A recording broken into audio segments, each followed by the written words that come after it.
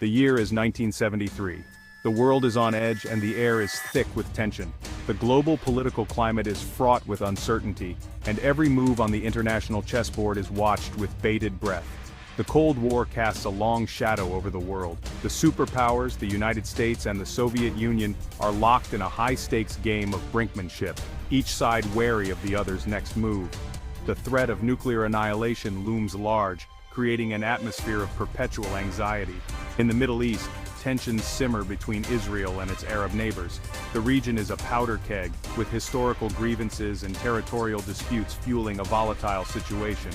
The scars of past conflicts are still fresh, and the desire for retribution and reclamation runs deep.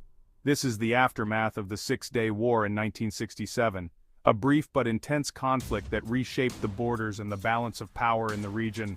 The war left a legacy of bitterness and a burning desire for revenge among the defeated Arab nations.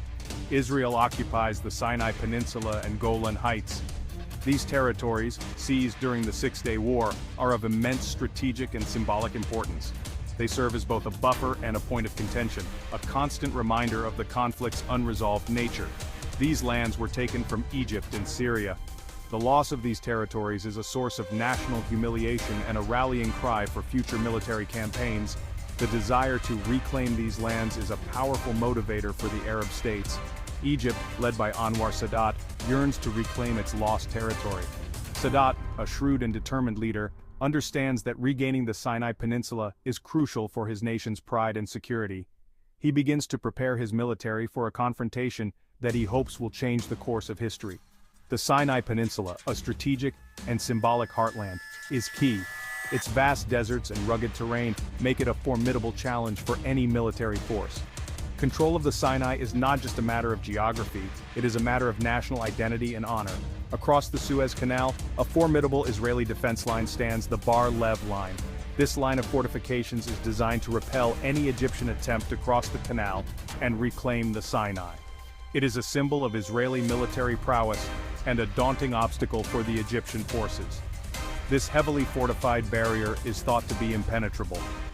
The Bar-Lev line is equipped with bunkers, minefields, and artillery positions, making it one of the most formidable defensive structures in the world. Its reputation as an unbreachable wall adds to the psychological challenge faced by the Egyptians. It represents a physical and psychological obstacle to Egypt's ambitions. The Egyptians know that overcoming the Bar-Lev line will require not just military might but also ingenuity and determination. The psychological impact of this barrier cannot be underestimated, as it looms large in the minds of both the attackers and the defenders. The world watches with bated breath. International news outlets cover the escalating tensions, and people around the globe are glued to their screens, anxious about what might happen next. The Middle East is once again at the center of global attention, and the stakes could not be higher. The stage is set for a confrontation that will reshape the geopolitical landscape of the Middle East. Both sides are preparing for a conflict that they believe will determine the future of the region. The build-up to war is marked by intense planning, strategic maneuvers, and a sense of inevitability. The outcome will have ripple effects felt across the globe. The geopolitical ramifications of the impending conflict are immense, with potential consequences for international alliances, economic stability, and global security. The world holds its breath, knowing that the events about to unfold will shape the future in ways that are difficult to predict. This is the story of the October War, also known as the Yom Kippur War, a conflict that will test the resolve and capabilities of both sides and leave an indelible mark on the history of the Middle East. The stage is set, and the world waits to see what will happen next. Anwar Sadat, the Egyptian president, emerges as a central figure. His leadership is marked by a blend of boldness and strategic acumen, making him a pivotal player in the region's complex political landscape. A shrewd strategist and charismatic leader, he seeks to restore Egypt's honor. Sadat's vision is not just about military might but also about reclaiming national pride and dignity. He aims to break free from the humiliation of the 1967 defeat.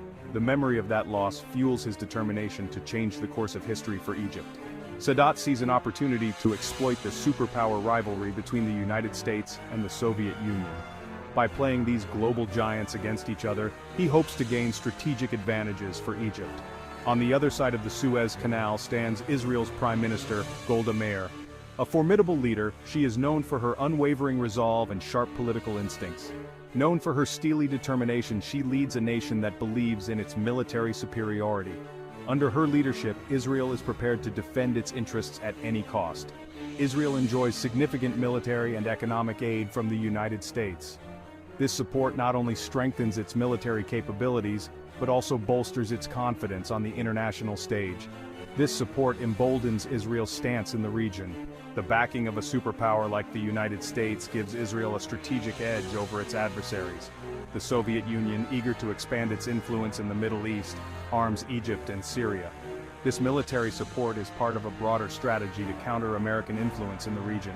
The superpowers become entangled in the conflict, providing weapons, intelligence, and diplomatic support.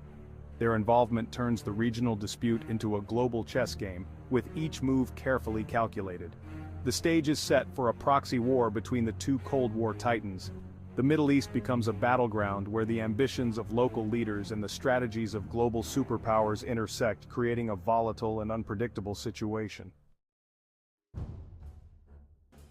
On October 6, 1973, a day sacred to both Jews, Yom Kippur, and Muslims, Ramadan, the world witnessed a dramatic turn of events that would alter the course of history.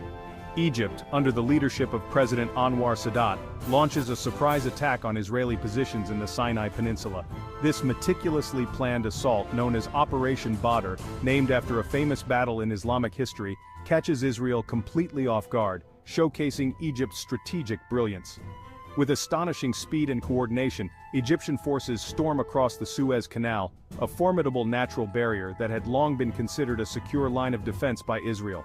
They breach the seemingly impregnable Bar-Lev line, a series of fortifications that were thought to be invincible, using innovative tactics and sheer determination.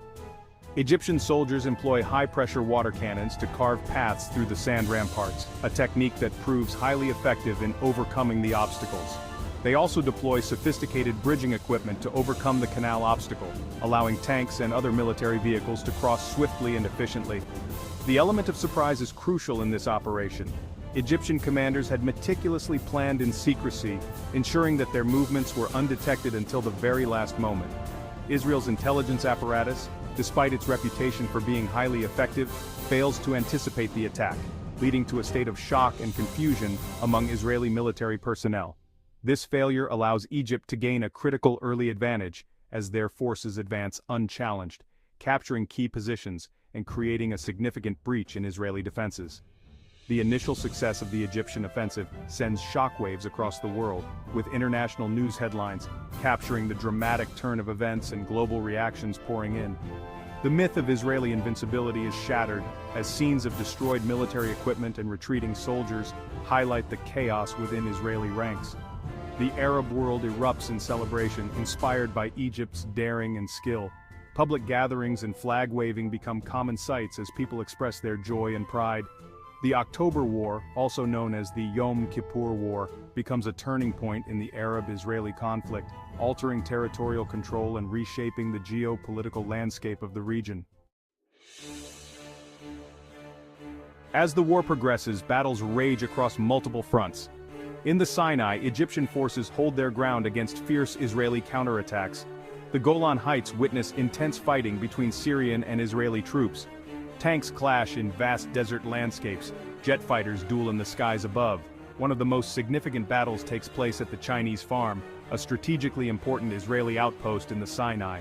The Egyptians fight with tenacity, inflicting heavy casualties on the defending Israelis.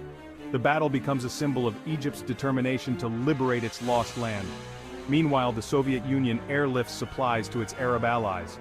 The United States responds by increasing its military aid to Israel. The superpowers engage in a dangerous game of brinkmanship. The world holds its breath, fearing a wider escalation of the conflict.